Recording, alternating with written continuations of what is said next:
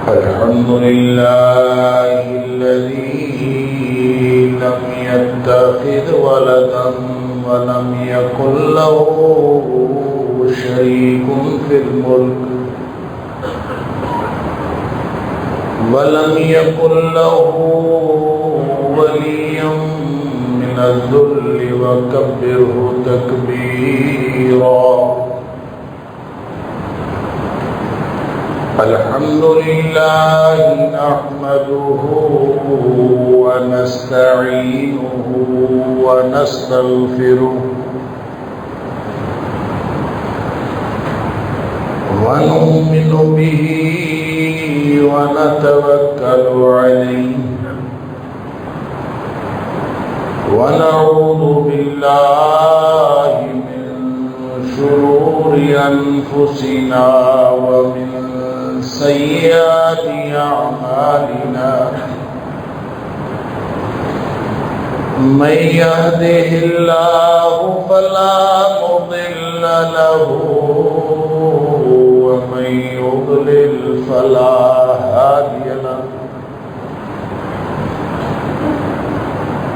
وأشهد أن لا إله إلا الله وحده لا شريك له. وأشهد أن محمدا عبده ورسوله صلى الله عليه وسلم. أرسله بالحق بشيرا ونذيرا بين يدي الساعة. فمن يطع الله ورسوله فقد رشد واهتدى ومن يعص الله ورسوله فقد ضل وغوى. فإنه لا يضر إلا نفسه ولا يضر الله شيئا.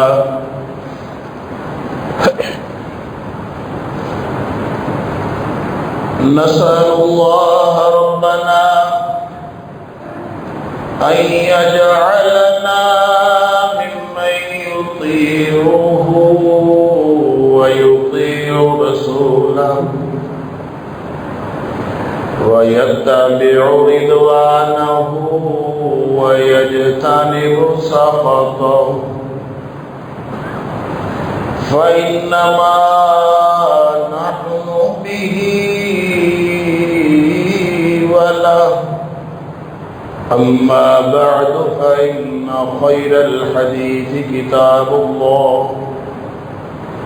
وخير الهدي هدي محمد صلى الله عليه وآله وسلم. وشر الأمور محدثاتها وكل محدثة بدعة وكل بدعة ضلالة وكل ضلالة في النار. فأعوذ بالله السميع العليم من الشيطان الرجيم من همزه ونفخه ونفثه. بسم الله الرحمن الرحيم. تلك أمة قد خلت تلك أمة قد خلت لها ما كسبت لها ما كسبت ولكم ما كسبتم ولا تسألون عما كانوا يعملون.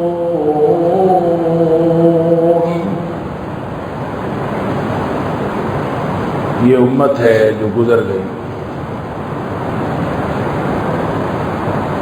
جو کچھ انہوں نے کمایا وہ ان کے لیے ہے، اور جو کچھ تم نے کمایا وہ تمہارے لیے ہے۔ وَلَا تُسْأَلُونَ عَمَّا كَانُوا يَعْمَلُونَ، اور تم سے یہ بات ہرگز نہیں پوچھی جائے گی کہ وہ لوگ کیا کرتے رہے یا ان کے عمل کیسے تھے۔ صدق اللہ العظیم۔ تاریخ اور تاریخ کے واقعات کا تسلسل ہماری زندگی سے جڑی ایک ایسی حقیقت ہے جس سے نہ ہم نظریں چرا سکتے ہیں، نہ ہم اس سے پیچھا چھڑا سکتے ہیں، اور نہ ہی پیچھا چھڑایا جانا مقصود ہے۔ لیکن یہ بات کسی وقت بھی ذہن سے محو نہیں ہونی چاہیے کہ تاریخ ایمان رکھنے کی چیز نہیں ہے، اور جب آپ اللہ کے قرآن پر اور نبی اکرم صلی اللہ علیہ وآلہ وسلم کے فرامین پر ایمان رکھنے کے بعد تاریخ کا معروضی تجزیہ کریں تو تاریخ آپ کو خود حقیقت بتا دے۔ لہذا اس میں سے میں نے پہلے بھی بات عرض کر دی گزشتہ اور اس سے پیوستہ جمعے کے اندر کہ اس میں 3 طرح کے واقعات آپ کو ملے جب آپ تاریخ کا تجزیہ کرتے ہیں۔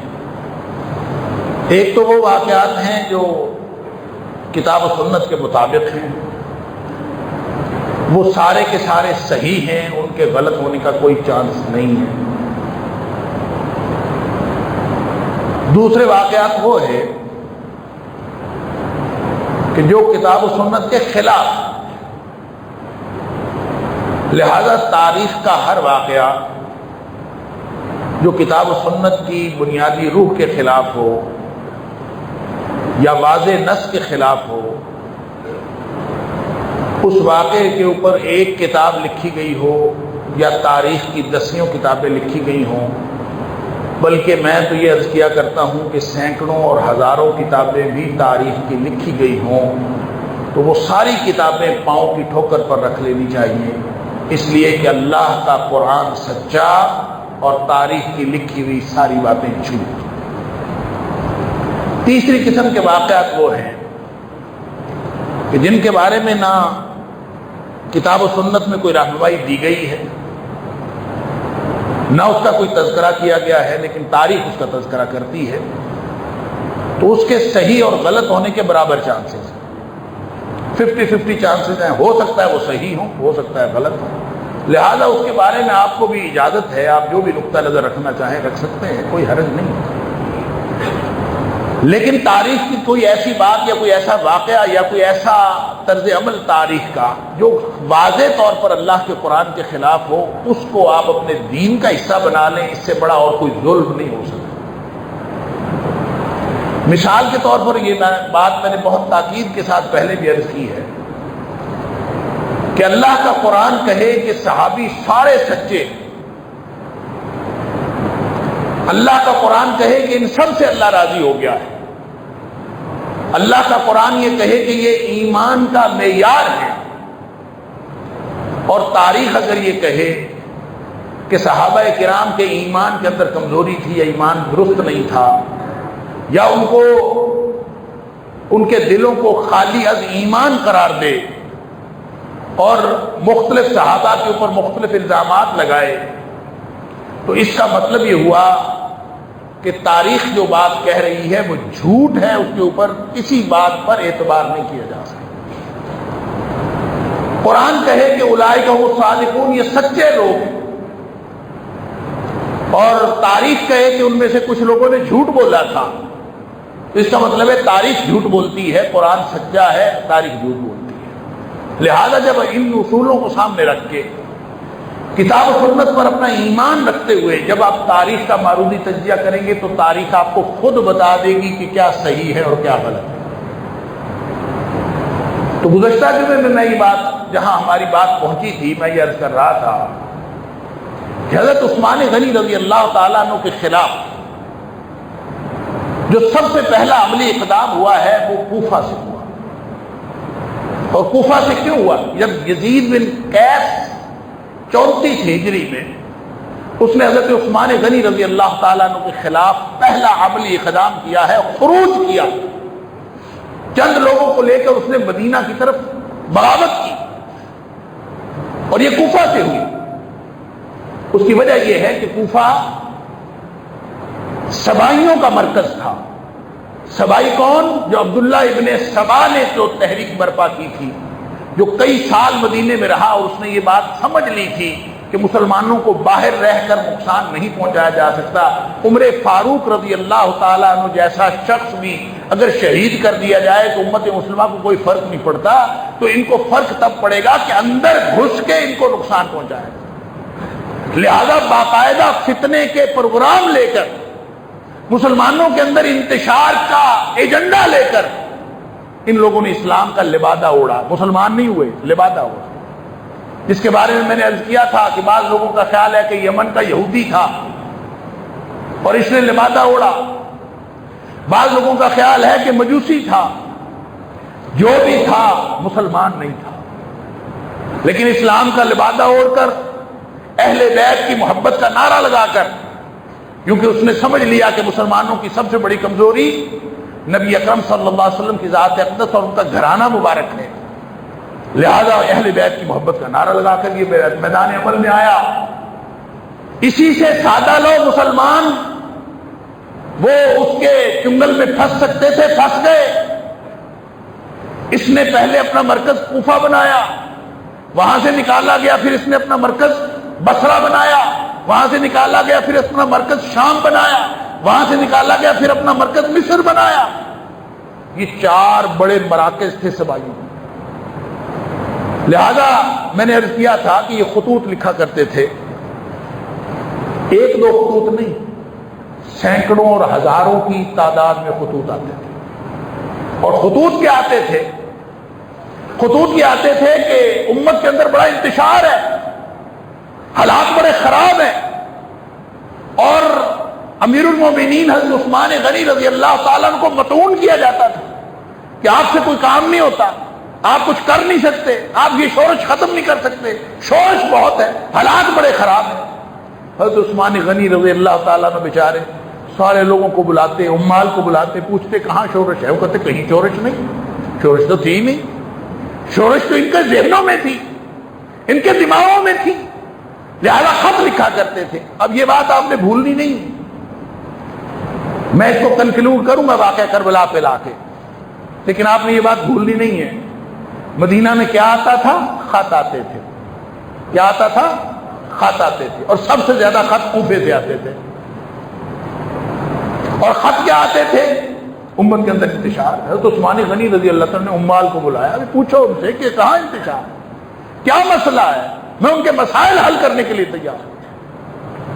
حتیٰ کہ یہ 34 ہجری میں جو یزید بن قیس نکلا ہے، ان کو روک لیا گیا راستے میں، صحابہ نے روک لیا، کہاں جا رہے ہو؟ جھوٹ بولا اس نے، کیونکہ جھوٹ بولنا سبائیوں کی فطرت میں ہے، اس کو تقیہ کرنا کہیں، اس کو جو مرضی کرنا کہیں، یہ سبائیوں کی فطرت ہے جھوٹ بولنا۔ لہذا جھوٹ بولا کہ ہم تو جی امیر المومنین کے پاس ایک شکایت لے کے جا رہے تھے کہ یہ جو کوفے کا والی ہے سعید بن عاص، اس کو تبدیل کر دیا جائے، ہم تو صرف اس لیے جا رہے ہیں، حالانکہ بالکل یہ وجہ نہیں تھی، یہ تو اپنے کسی مقصد کے لیے جا رہے ہیں۔ حضرت امیر المومنین عثمان غنی رضی اللہ تعالیٰ عنہ کو چاہیے تو یہ تھا کہ ان کو پکڑ لیتے، گرفتار کر لیتے اور ان کے خلاف کارروائی کرتے کہ تمہیں اختیار کس نے دیا ہے کہ تم وقت کے والی کے خلاف بغاوت کرو۔ انہوں نے بجائے اس کے کہ کوئی ان کے اوپر تحقیق کرتے یا ان کو گرفتار کرتے، ان کا مطالبہ تسلیم کر لیا، اور اس لیے تسلیم کر لیا کہ انتشار ختم ہو جائے، فتنہ ختم ہو جائے۔ لیکن یہ فتنہ ختم کرنا تو ان کا مقصد ہی نہیں تھا، ان کا مقصد تو فتنہ برپا کرنا تھا، اور یہ فتنہ کبھی ختم نہیں ہوا۔ حضرت عثمان غنی رضی اللہ تعالیٰ نے تحقیقاتی کمیشن بھیجے، صحابہ کو بھیجا مدینہ سے، جا کے آپ پتہ کر کے آئے حالات کیوں خراب ہیں،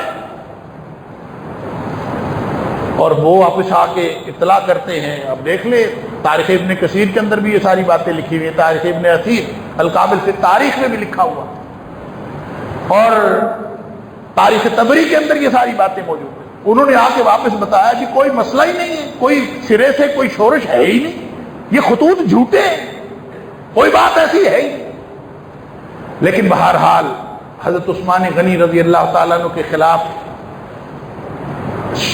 جو بھی شورش اٹھی کوفہ سے اٹھی, یا پھر بصرہ سے اٹھی, یہ عراق کے شہر, یا پھر مصر سے اٹھی. اور آپ کو معلوم ہے کہ جس وقت امیر المومنین حضرت عثمان غنی رضی اللہ عنہ کو شہید کیا گیا ہے تو باغیوں کا وفد کہاں سے آیا تھا؟ وہ مصر سے آیا. وہ مدینے کے لوگ نہیں تھے, وہ مصر سے آئے تھے باغی. لہذا اس کے اندر بھی آگے کئی تفصیلات ہیں, میں ان کو سکپ کرتا ہوں, ہم تھوڑا آگے بڑھے. حضرت عثمان غنی رضی اللہ عنہ کو شہید کر دیا گیا, اور شہید کرنے کے لیے بھی یہ جو باہر سے باغی آئے تھے, یہ سبائی فتنہ یہی لوگ تھے. ابن سبا خود اس میں شامل تھا. ان سب لوگوں نے مدینے کا محاصرہ کیا, نبی حضرت عثمان غنی رضی اللہ عنہ کے گھر کا محاصرہ کیا. 40 دن یہ محاصرہ جاری رہا. اس موقع پر جو مخلص صحابہ کرام تھے, جس میں حضرت حسنین کریمین شامل تھے, جس میں حضرت علی رضی اللہ تعالیٰ عنہ شامل تھے, یہ بڑے بڑے جلیل القدر صحابہ کرام مدینہ منورہ کے اندر موجود تھے. انہوں نے حضرت عثمان غنی رضی اللہ تعالیٰ عنہ کے گھر کی حفاظت کرنے کی کوشش کی ہے. انہوں نے کہا کہ ہم تلواریں نکالتے ہیں, ہم باغیوں کو نکال باہر کرتے ہیں. لیکن حضرت عثمان غنی رضی اللہ تعالیٰ نے فرمایا میں مدینے کی حرمت کو پامال نہیں کرنا چاہتا, میں ان میں سے نہیں ہونا چاہتا کہ جن کے بارے میں نبی پاک صلی اللہ علیہ وسلم فرمایا تھا کہ بڑے بدبخت اور عذاب کے مستحق ہیں وہ لوگ جو مدینے کی حرمت پامال کریں. میں ان میں سے نہیں ہونا چاہتا. تو پھر باغی کہتے ہیں آپ سلطنت چھوڑ دیجیے, آپ خلافت چھوڑ دیجیے. باغی کہتے ہیں خلافت چھوڑ دیجیے. دو ہی راستے تھے, یا مرنے کے لیے تیار ہو جائیے یا پھر یہ خلافت چھوڑ دیجیے. سبحان اللہ. فرماتے ہیں خلافت میں کیسے چھوڑ سکتا ہوں کہ مجھے تو نبی پاک صلی اللہ علیہ وسلم نے فرمایا تھا کہ یا عثمان ان اللہ تعالی یقمصک قمیصا, اے عثمان اللہ تجھے ایک خلعت پہنائے گا. فإن أرادوك على خلعه, اگر ساری دنیا مل کے وہ تیری خلعت اتارنا چاہے, اتارنے کی کوشش کرے, فلا تخلعهم لهم, نبی پاک صلی اللہ علیہ وسلم نے مجھے منع کیا تھا کہ ان کے کہنے پر وہ خلعت اتارنی نہیں. لہذا نہ خلافت چھوڑنی ہے نہ مدینے کے اندر خون ریزی کر, دونوں کام نہیں کرنا. اور آپ نے اعلان کر دیا کہ میرا ساتھی وہ ہے جو اپنی تلوار کو اپنی نیام میں رکھے, میں خون ریزی نہیں کرنا چاہتا. لہذا نتیجہ کیا ہوا کہ باغیوں نے حضرت عثمان غنی رضی اللہ عنہ کے گھر میں گھس کر آپ کو شہید کر. آپ اندازہ کریں کہ مدینے جیسی چھوٹی سی بستی ہو اور اس کے اندر قتل ہو جائے کون؟ 22 لاکھ مربع میل کا اکیلا خلیفہ, اس کو شہید کر دیا جائے مظلومیت کے عالم. تو اس کے اثرات فضا میں کیا پڑتے ہیں؟ ابھی 20-25 سال پہلے تک, آج کل تو خیر قتل کا مسئلہ ہی کوئی نہیں ہے, 2, 4, 8, 10 قتل ہو جائے تو ہمیں کوئی فرق نہیں پڑتا. 50 سے اوپر جا کے کوئی قتل ہو تو شاید ہمیں تھوڑا بہت فرق پڑتا, یا تب بھی نہیں پڑتا. ابھی 20-25 سال پہلے تک میں اپنے بچپن میں 25-30 سال پہلے اپنے دیہات کے اندر قتل کا نام سن لیتے تھے نا کہ وہ 4-6 دیہات دور کسی گاؤں کے اندر کوئی قتل ہوا ہے تو اپنے گاؤں کی فضا بدلی بدلی نظر آتی تھی, پورے حالات خراب ہوئے نظر آتے تھے, پوری فضا کے اندر ایک خاص قسم کا غم اور حزن ہوتا تھا کہ کیا ہو گیا, کسی بندے کو قتل کر دیا گیا. تب انسانیت زندہ تھی اور آہستہ آہستہ انسانیت مرتی چلی گئی. آج جو ہمیں کسی بندے کا قتل اس سے کچھ فرق نہیں پڑتا. تو کیا خیال ہے آج سے 1500 سال پہلے جب خلیفہ وقت کو مظلومیت کے عالم میں گھر میں گھس کے شہید کیا گیا, اس وقت حالات کیا ہو, مدینہ کی فضا کیسی ہوگی, مکہ کی فضا کیسی ہوگی, حالات کس طرف جا رہے ہوں گے, صحابہ کرام کے دل کیا کہہ رہے ہوں گے, ان کی آنکھیں کیا کہہ رہی ہوں گی, اس وقت کے حالات کا تجزیہ کریں. میں تو پہلے بھی میں نے عرض کیا, ہمیں تو شکر کرنا چاہیے کہ ہم اس دور میں موجود نہیں تھے. ہم آج بیٹھ کے اس دور کا تجزیہ کر کے حق اور باطل کا فیصلہ کرنا چاہتے ہیں؟ ہم آج اس دور کا تجزیہ کر کے صحابہ کرام کو برا بھلا کہتے ہیں؟ قیامت والے دن اللہ کو کیا جواب دیں گے؟ کیا آپ کسی ایسے شخص کے بارے میں، یہ تو ویسے ہی قرآن میں نبی پاک صلی اللہ علیہ وسلم نے فرما دیا کہ جو فوت ہو گیا ہو نا، جیسا بھی ہو، اس کے اچھے اچھے کام یاد رکھا کریں، برے کاموں کی بات نہ کیا کریں۔ تمہارا مسلمان بھائی فوت ہوا، اس کے بارے میں اس کی اچھی باتیں، اذکروا محاسن موتاکم، اذکروا محاسن موتاکم، اپنے مردے فوت شدہ لوگوں کی، بھائیوں کی جو اچھی باتیں ہیں وہ یاد کیا کرو، بری باتیں یاد نہ کیا کرو۔ اگر کوئی بری بات ہو بھی تو یاد نہیں کرنی چاہیے، ہم بری بات بنا بنا کے ان کے ذمے لگاتے ہیں۔ کیا جواب دیں گے قیامت والے دن اللہ؟ حالانکہ تھا ایک فتنہ، اور امت کے اندر فتنہ در فتنہ، اور یہ جو شہید کیا گیا حضرت عثمان غنی رضی اللہ تعالیٰ کو عبداللہ بن سلام رضی اللہ تعالیٰ نے کہا تھا، جو تورات کے عالم تھے، یہودی عالم دین تھے، بعد میں مسلمان ہوئے، عبداللہ بن سلام رضی اللہ تعالیٰ کا قول اس موقع پر، انہوں نے کہا بہت برا ہوا جو خلیفہ کو قتل کر دیا گیا۔ کہتے ہیں ہم نے نہیں دیکھا کہ خلیفہ کو قتل کیا گیا ہو اور اس کے بعد 70,000 جانیں ضائع نہ ہوں، یہ کبھی ہوا نہیں۔ لہذا آج اگر خلیفہ کو شہید کیا گیا تو اس کے بعد 70,000 جانیں ضائع ہونے کا خدشہ پھر ہوا۔ پھر ہم سب نے دیکھا، تاریخ لکھتی ہے کہ اس کے بعد جنگ جمل ہوئی، اس کے بعد جنگ صفین ہوئی، اس کے بعد جنگ نہروان ہوئی۔ اللہ اکبر، 70,000 کیا، لاکھ سے اوپر لاکھوں مسلمان اور 2 طرفین کے آدمی وہ ہلاک ہوئے یا شہید ہوئے۔ اللہ تعالیٰ ان شہداء کی شہادت قبول فرمائے، اور جو جس حق کے مستحق ہیں اللہ تعالیٰ ان کے استحقاق کے مطابق ان کے ساتھ ان کا معاملہ کرے۔ لیکن ہم کون ہوتے ہیں کہ ہم ان کے اوپر فیصلہ کریں کہ کون کیسے تھا؟ لیکن تاریخ آپ کو بتاتی ہے، اگر آپ کا ایمان کتاب و سنت پر ہو تو تاریخ آپ کو بتاتی ہے کہ اصل کنڈی کس نے کھولنی تھی، دشمن کون تھا، اسلام کا لبادہ اوڑھ کے مسلمانوں کو نقصان کس نے پہنچایا، اور فتنہ برپا کرنے والے کون۔ میں نے عرض کیا کہ یہ فتنہ برپا کرنے والے یہ صرف حضرت علی رضی اللہ تعالیٰ کے ساتھ نہیں تھے، مدینہ کے اندر حالات جو بھی تھے، انہوں نے جا کے حضرت علی رضی اللہ تعالیٰ سے کہا کہ آپ ہمارے خلیفہ بن جائیں، اور بھی صحابہ کرام کے پاس گئے، سب نے انکار کیا، ان حالات میں ہم نے خلافت قبول نہیں کرتے۔ حضرت علی رضی اللہ تعالیٰ کے پاس 2 دفعہ گئے، 3 دفعہ گئے، پھر انہوں نے دھمکی دی ہے، تاریخ میں پڑھ لیجیے جا کے، انہوں نے دھمکی دی ہے، انہوں نے کہا حضرت علی رضی اللہ تعالیٰ عنہ سے کہ اگر آپ ہمارے خلیفہ نہیں بنتے تو ہم مدینہ کے اندر سر عام خون ریزی کریں۔ پہلے تو ہم نے صرف خلیفہ کو شہید کیا ہے، اب ہم عام خون ریزی کریں گے، اگر آپ ہمارے خلیفہ بنتے ہیں تو ٹھیک ہے، نہیں تو ہم عام خون ریزی کریں گے۔ حضرت علی رضی اللہ تعالیٰ عنہ نے ان کو روکا، آپ نے خلافت قبول فرمائی، بیعت لی، اور اس کے بعد مدینہ کے اندر جتنے جلیل القدر صحابہ موجود تھے سب نے حضرت علی رضی اللہ عنہ کی بیعت کی۔ اما عائشہ صدیقہ رضی اللہ تعالیٰ عنہ، حضرت طلحہ رضی اللہ تعالیٰ عنہ، حضرت زبیر رضی اللہ عنہ، یہ حج پہ گئے ہوئے تھے، ذی الحج کی بات ہے، 18 ذی الحج کا معاملہ ہے، وہ حج پہ گئے ہوئے تھے۔ خبریں وہاں بھی پہنچی، خبریں کیا پہنچی کہ مدینے کے اوپر باغیوں کا قبضہ ہے۔ مدینے کے اوپر کس کا قبضہ ہے؟ باغیوں۔ انہوں نے شہید کیا حضرت عثمان غنی رضی اللہ، اور ان باغیوں کے مقابلے میں حضرت علی رضی اللہ تعالیٰ عنہ بھی بے بس ہیں۔ آپ اندازہ کریں، آپ ہوں یا میں ہوں یا کوئی بھی ہو، اس تک یہ خبر پہنچے وہ کیا کرے؟ وہ اصلاح کا کوئی کام کرے گا، وہ کوشش کرے گا کہ امت کے اندر جو فتنہ پھیلا ہے کسی طور پہ ختم ہو جائے۔ لہذا حضرت عائشہ صدیقہ رضی اللہ تعالیٰ عنہ نے وہاں مشورہ کیا۔ مشورہ دینے والے کون تھے؟ مخلص صحابہ کرام بھی تھے، اور کچھ آپ کے ساتھ سبائی بھی تھے، فتنہ پرور لوگ آپ کے ساتھ بھی تھے۔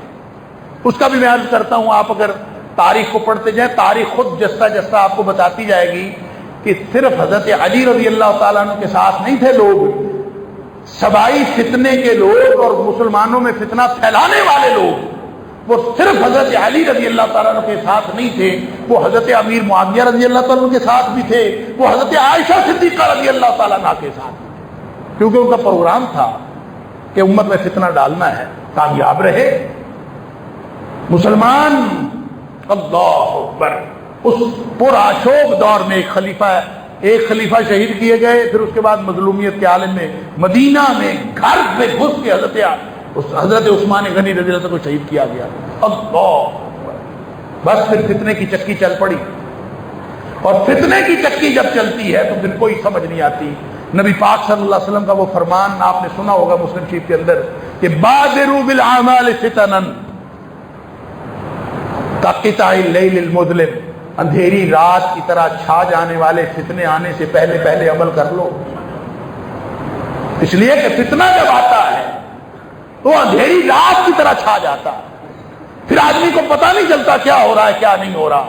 نبی پاک صلی اللہ علیہ وسلم نے فرمایا اندھیری رات کی طرح چھا جانے والے فتنے آنے سے پہلے پہلے عمل کر لو، اس لیے کہ جب وہ فتنے آ گئے تو پھر حالات یہ ہوں گے کہ یصبح الرجل مؤمنا ویمسی کافرا، آدمی صبح مومن ہوگا شام کو کافر ہوا پڑا ہوگا، شام کو مومن ہوگا صبح کافر ہوا پڑا ہوگا۔ اللہ اکبر۔ اور اپنے ایمان کو دنیا کی غرض سے بیچ ڈالے گا، اس حالات سے آنے سے پہلے پہلے کر لو۔ اس کا مطلب ہے فتنہ جب آتا ہے تو فتنہ اندھیری رات کی طرح چھا جاتا، تو وہ حالات یہ تھے۔ حضرت عائشہ صدیقہ رضی اللہ تعالیٰ عنہ بیٹھی بیچاری مکے میں بیٹھ کے پروگرام بنا رہی ہیں کہ مدینے کی اصلاح کیسے کی جائے، باغیوں کا قبضہ کیسے چھڑایا جائے۔ تو کسی نے مشورہ دیا بصرہ کی چھاؤنی وہ زیادہ رچ ہے، وہاں پہ اسلحہ کافی ہے اور وہاں پہ افرادی قوت لی جائے، یہاں سے بصرہ چلیں، بصرہ جا کے افرادی قوت لیتے ہیں، وہاں کی چھاؤنی سے اسلحہ لیتے ہیں، پھر مدینہ جاتے ہیں، جا کے باغیوں کا مقابلہ کرتے ہیں۔ حضرت عائشہ صدیقہ رضی اللہ تعالیٰ نے بصرے کا رخ کر لیا۔ جس دن یہ چلے ہیں تاریخ یہ لکھتی ہے کہ صحابہ کرام جو جہاں دیدہ قسم کے لوگ تھے ان کو سمجھ آ گئی کہ اما عائشہ جب ایک لشکر کو لے کر بصرہ کی طرف جا رہی ہیں بجائے مدینہ جانے کے، تو اس کا مطلب ہے امت میں فتنہ کوئی اور بھی بڑا ہو رہا ہے۔ لہذا صحابہ کرام اتنا روئے اس دن کو یوم الخیب، گریہ کا دن کہا گیا، لوگ اتنا روئے تو اس کے دن کا نام یوم گریہ پڑ گیا کہ لوگ نے رو رو کے کہ اب حالات کیا ہونے والے ہیں۔ اللہ۔ بہرحال حضرت عائشہ صدیقہ رضی اللہ تعالیٰ آ گئی۔ میں نے عرض کیا کہ تاریخ خود یہ آپ کو بتا دیتی ہے کہ فتنہ پھیلانے والے صرف حضرت علی رضی اللہ عنہ کے ساتھ نہیں تھے، حضرت عائشہ رضی اللہ تعالیٰ عنہ کے ساتھ بھی تھے۔ اور اس کا ثبوت تاریخ میں یہ ہے، ایک تو وہ حواب یا حواب والی حدیث جس کے بارے میں اکثر اہل علم کا خیال ہے کہ یہ سندن یہ روایت درست نہیں۔ میں یہ عرض کر رہا ہوں کہ ہم تو تاریخ کو سندن ساری کو ٹھیک نہیں سمجھتے، ہم تو صرف اس تاریخ کو صحیح سمجھتے ہیں جو کتاب و سنت کے مطابق ہو۔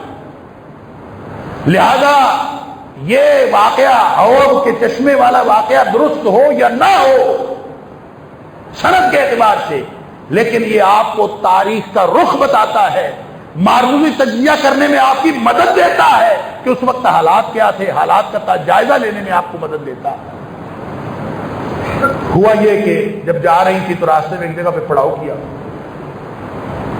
چشمہ تھا وہاں پڑاؤ کیا۔ عام طور پہ اس وقت کے حالات میں جب پڑاؤ کیا جاتا تھا تو مناسب حالات دیکھ کے، چشمہ وغیرہ پانی وغیرہ دیکھ کے، تو وہاں کوئی معمول سے زیادہ کتے بھونکنے کی آواز آئی۔ تو حضرت عائشہ صدیقہ رضی اللہ تعالیٰ نے پوچھا کہ اس جگہ کا نام کیا ہے، چشمے کا نام کیا ہے؟ کسی نے بتایا اس کا نام ہے حواب، حواب یا حواب، حواب کا چشمہ۔ فرماتی ہیں کہ مجھے بات یاد آ گئی کہ مجھے نبی پاک صلی اللہ علیہ وسلم نے فرمایا تھا کہ عائشہ تم ان لوگوں میں سے نہ ہونا جن کے اوپر حواب کے کتے بھونکیں گے۔ فرماتی مجھے بات یاد آئی اور اماں عائشہ نے پروگرام بنا لیا واپس چلتے، واپسی کا پروگرام بنا لیا، لیکن 60 لوگ تھے نا جو واپسی کرنے دینا نہیں چاہتے تھے۔ اماں عائشہ واپس چلی جاتی تو فتنے کا موقع ختم ہو جاتا، لیکن انہوں نے فتنہ یہ بھڑکانا تھا، اس کو اور زیادہ ابھی آگ لگانی تھی، لہذا تاریخ لکھتی ہے، جھوٹ ہے یہ سچ ہے، وہ تاریخ کے ذمے تاریخ یعقوبی میں لکھا ہے اور بہت ساری تاریخوں کے اندر لکھا ہے کہ 40 لوگوں نے قسم اٹھائی، 40 لوگ جو حضرت عائشہ صدیقہ رضی اللہ عنہ کے لشکر میں تھے، انہوں نے قسم اٹھا کے کہا کہ یہ حباب کا چشمہ نہیں ہے، حالانکہ وہ حباب کا چشمہ تھا۔ میں تو حیران ہوتا ہوں کہ آج کے اس غیر گزرے جھوٹ کے دور میں ہم اس وقت جھوٹ کی دنیا میں رہ رہے ہیں، جھوٹ کے دور میں رہ رہے ہیں۔ اب بھی آپ کو 40 جھوٹے اکٹھے کرنے پڑے نا، 2-4 جھوٹے تو اکٹھے ہو جاتے ہیں بڑے آرام سے، کیونکہ پیسے خرچے ہیں اور جھوٹے مل جاتے ہیں، جتنے مرضی آپ جھوٹے اکٹھے کریں، لیکن 40 جھوٹے بیک وقت اکٹھے کرنے کے لیے خاصے پیسے چاہیے آج کے دور میں بھی۔ تو کیا خیال ہے اس دور کے بارے میں جس میں نبی پاک صلی اللہ علیہ وسلم نے فرمایا تھا خیر القرون قرنی ثم الذین یلونہم ثم الذین یلونہم، آپ نے فرمایا تھا بہترین زمانہ میرا زمانہ ہے، پھر اس کے بعد جو لوگ آئیں گے ان کا زمانہ ہے۔ تو صحابہ کا زمانہ اتنا گیا گزرا تھا کہ 40 جھوٹے بھی کلائے اور انہوں نے جھوٹی قسم اٹھا دی۔ سمجھ لیجئے کہ یہ کام کوئی مسلمان نہیں کر سکتا، یہ کوئی ایسا شخص ہی کر سکتا ہے جس نے اسلام کا لبادہ اوڑھا ہو، اصل میں مسلمان نہ ہو۔ میں نے عرض کیا کہ یہ تاریخ کا واقعہ ہے، یہ اجتنابی طور پر اس کی کوئی حیثیت نہیں، میں صرف حالات کے تجزیے کے طور پر آپ کے سامنے پیش کر رہا ہوں کہ جب آپ کتاب و سنت پر ایمان رکھتے ہوئے، فتنہ پرور لوگ تھے، وہ فتنہ پھیلانا چاہتے تھے۔ پھر آگے سن لیجئے، جب اماں عائشہ پہنچی ہیں بصرے، تو بصرہ کے اندر ایک شخص تھا حرقوس بن زہیر۔ میں نے عرض کیا سبائیوں کے مرکز کون کون سے تھے؟ کوفہ، بصرہ، دمشق اور مصر۔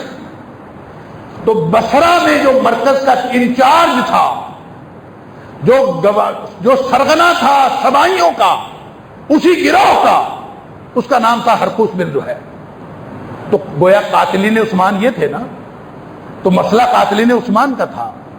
حضرت عائشہ صدیقہ رضی اللہ تعالیٰ عنہا نے وہاں جا کے حرقوس بن زہیر کو گرفتار کر لیا۔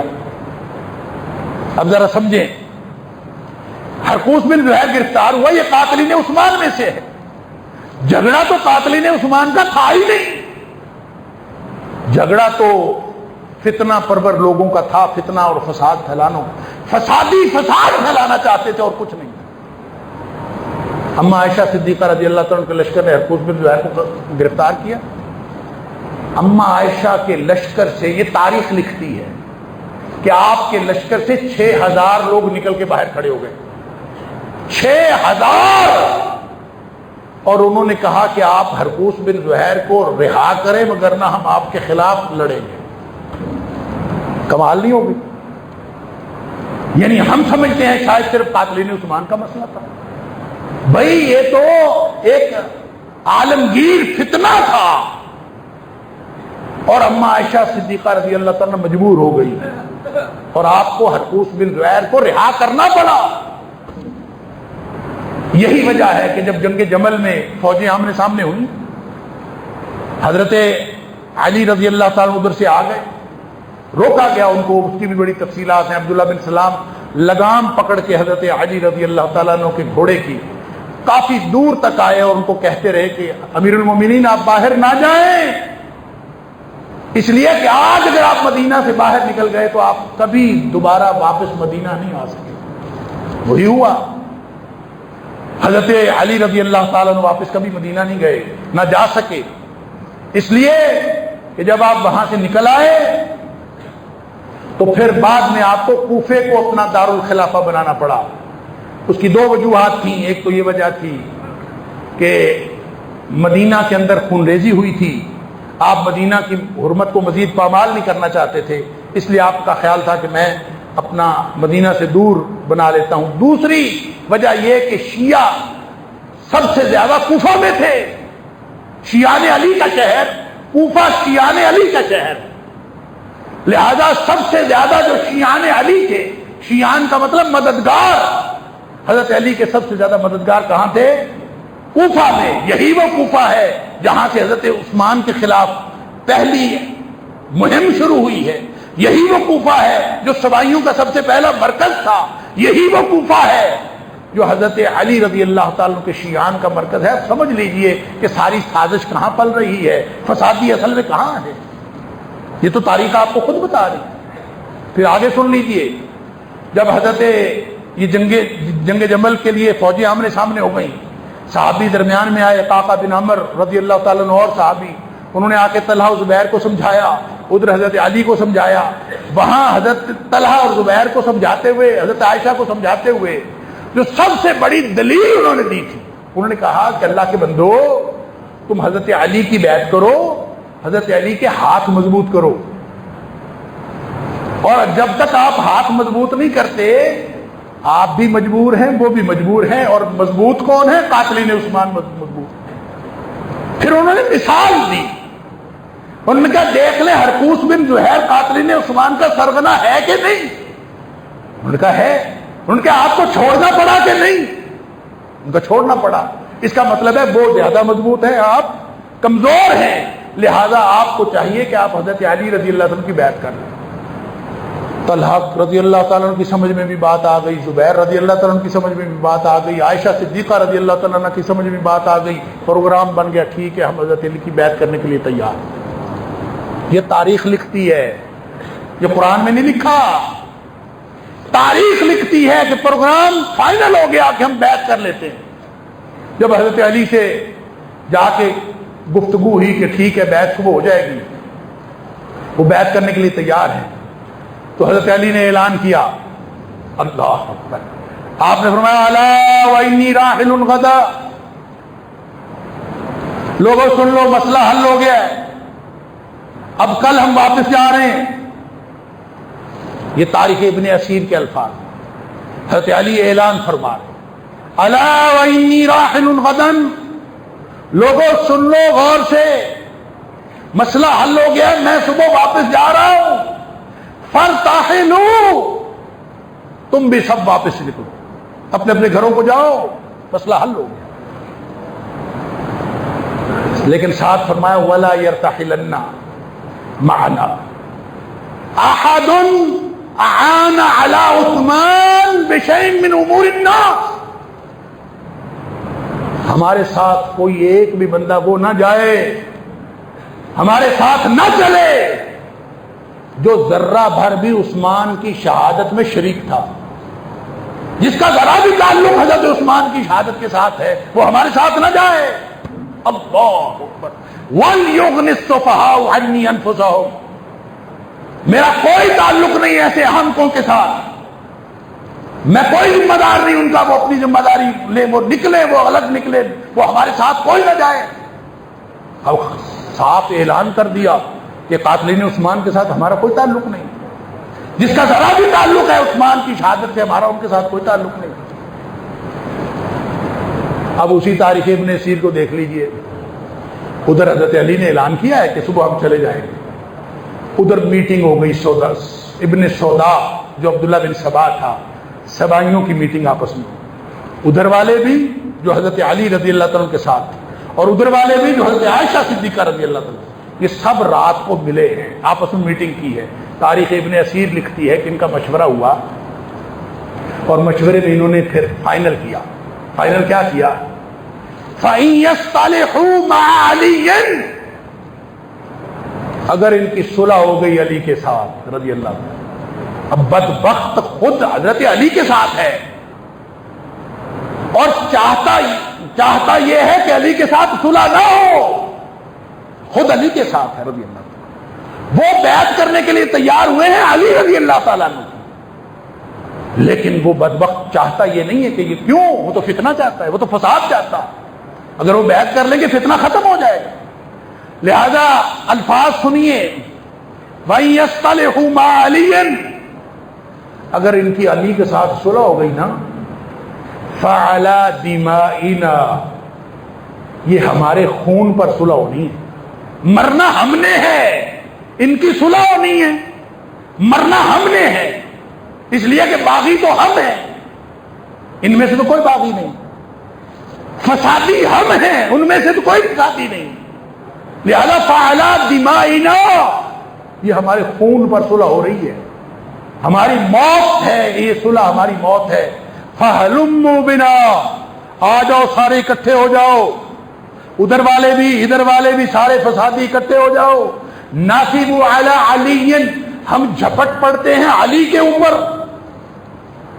فَنُلْحِقَهُ بِعُثْمَانَ، اس کو بھی ہم وہاں پہنچا دیں جہاں عثمان کو پہنچایا، اب علی کو بھی، بلکہ ایک روایت میں ہے فَنَاصِبُوا عَلَىٰ عَلِيٍّ وَطَلْحَةٍ، ہم جھپٹا مارتے ہیں، ہم حملہ کرتے ہیں علی رضی اللہ تعالیٰ عنہ کے اوپر اور طلحہ رضی اللہ تعالیٰ عنہ کے اوپر، فَنُلْحِقَهُمَا بِعُثْمَانَ، ہم ان دونوں کو بھی وہاں پہنچا دیتے ہیں جہاں ہم نے عثمان کو پہنچایا۔ کیا ہوگا اس سے؟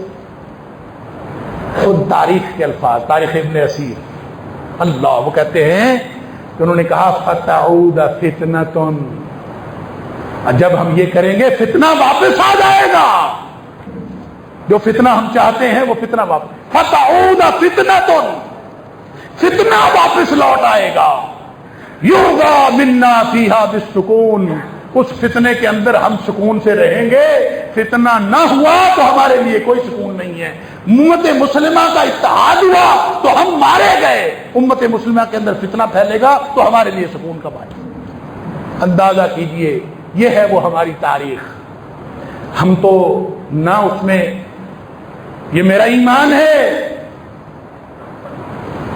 کہ نہ علی رضی اللہ تعالیٰ عنہ قصوروار ہیں، نہ عائشہ صدیقہ رضی اللہ تعالیٰ عنہ قصوروار ہیں، فسادیوں نے فساد پھیلایا تھا، جنگ ہو گئی، لہذا انہوں نے جنگ جو کروائی وہ اسی طرح کی، آدھے ادھر تھے آدھے ادھر تھے، ادھر والوں نے ان کے اوپر تیر اندازی شروع کر دی، ادھر والوں نے ادھر تیر اندازی شروع کر دی، صبح صبح، لہذا انہوں نے سمجھا علی کے لشکر نے بدعہدی کی ہے، علی کے لشکر نے سمجھا بصرہ والے لشکر نے بدعہدی کی ہے، لڑائی ہو گئی، لڑائی کے بعد کون پوچھتا ہے کہ کس نے بدعہدی کی تھی کس نے نہیں کی تھی، فتنہ پھیل گیا، یہی وہ چاہتے تھے اور فتنہ پھیلتا گیا۔ اللہ اکبر۔ خیال تھا کہ آج میں یہ معروضی تجزیہ کرتا ہوا واقعہ کربلا تک پہنچا کے موضوع کو ختم کر لوں گا، وقت ہو گیا، اللہ کی توفیق سے انشاءاللہ اس کو مکمل کریں گے اگلے جمعے۔ اللہ تعالیٰ مجھے اور آپ کو، ہم سب کو کتاب و سنت پر صحیح ایمان اور صحیح سمجھ عطا فرمائے اور اس پر عمل کرنے کی توفیق عطا فرمائے۔